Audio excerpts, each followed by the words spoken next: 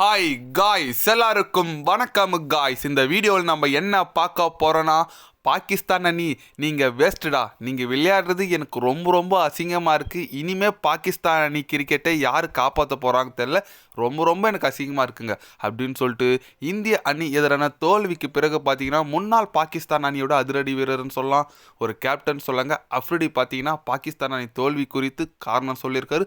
ரொம்ப ஒரு மனமுடைந்து பேசியிருக்காருங்க. இந்திய அணிக்கு வாழ்த்துக்கள் தெரிவிச்சிருக்காரு வின் பண்ணதுக்கு. அவர் என்ன பேசினார் ஏது பேசினார் சொல்லிட்டு வீடியோ டீட்டெயில்டாக பார்க்கலாம்.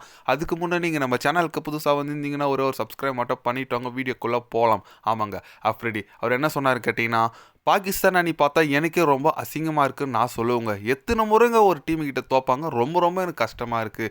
ஏஷியா கப்பில் 3 போட்டி தோத்தாங்க, லீக் ஸ்டேஜி அப்புறம் ஃபைனல்னு சொல்லிட்டு 3 முறை சான்ஸ் கிடச்சி 3 முறை தோத்தாங்க. இப்போ அதே டீம்கிட்டையும் வேர்ல்டு கப்லேயும் தோக்குறாங்கன்னா பாகிஸ்தான் அணி பார்த்தா எனக்கு ரொம்ப ரொம்ப கஷ்டமாக இருக்குங்க. அவங்க இதுக்கு மேலே யாரை காப்பாற்ற போகிறாங்க தெரிலங்க. ஒரு டைமில் இந்தியா பாகிஸ்தான் மேட்ச்னா எப்படி இருக்கும், ஒரு வார் மாரி நடக்கும், நாங்களும் டஃப் கொடுப்போம் அவங்களும் டஃப் கொடுப்பாங்க. ஆனால் இப்போ பார்த்தீங்கன்னா ஒரு டஃபே இல்லாமல் இந்தியா ஜெயிக்கிறாங்க. கஷ்டமாக இருக்குங்க பாகிஸ்தான் இந்த மாதிரி பார்க்கறதுக்கு. இந்த மாதிரிலாம் டீம் வச்சிருந்தா வேர்ல்டு கப்பில் பாகிஸ்தானுக்கு கிடைக்காதுங்க. கண்டிப்பாக இந்திய அணிக்கு நான் வாழ்த்துக்கள் தெரிவிச்சுக்கிறேன். பிச்சுக்கு ஏற்ற மாதிரி பவுலர்ஸை வச்சுருக்காங்க, பிச்சுக்கு ஏற்ற மாதிரி பேட்ஸ்மேன் வச்சுருக்காங்க. உண்மையாக அவங்க உலகில் தலை சிறந்த அணியை நிரூபிச்சுட்டு வந்துட்டுருக்காங்க.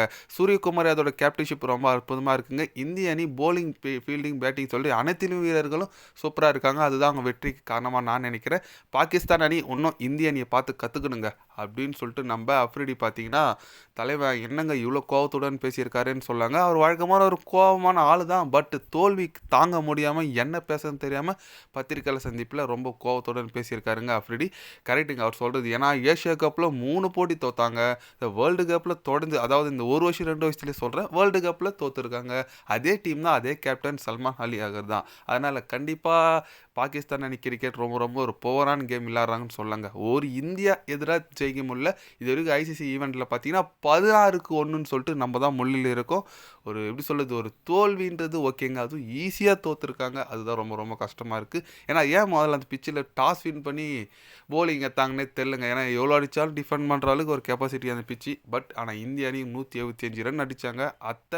ஒரு அடிக்க முடியாமல் வெறும் 114 ரன்னுக்கே ஆல் அவுட் ஆகிட்டாங்க பாகிஸ்தான் அணி.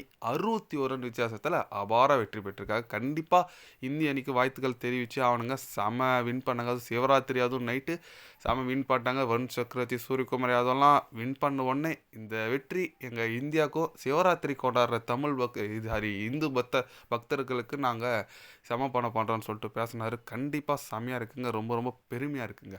நீங்கள் சொல்லுங்கள், நம்ம இந்திய அணி வெற்றி குறித்து அஃப்ரிடி பேசுறது குறித்து உங்களோட கருத்துக்கள் என்னன்னு சொல்லிட்டு மறக்காமல் கமெண்ட்டில் கொஞ்சம் சொல்லுங்கள். இது போன்ற ஸ்போர்ட்ஸ் நியூஸை தெரிஞ்சுக்கணுன்னா சேனலை சப்ஸ்கிரைப் லைக் ஒன்று பண்ணிக்கோங்க.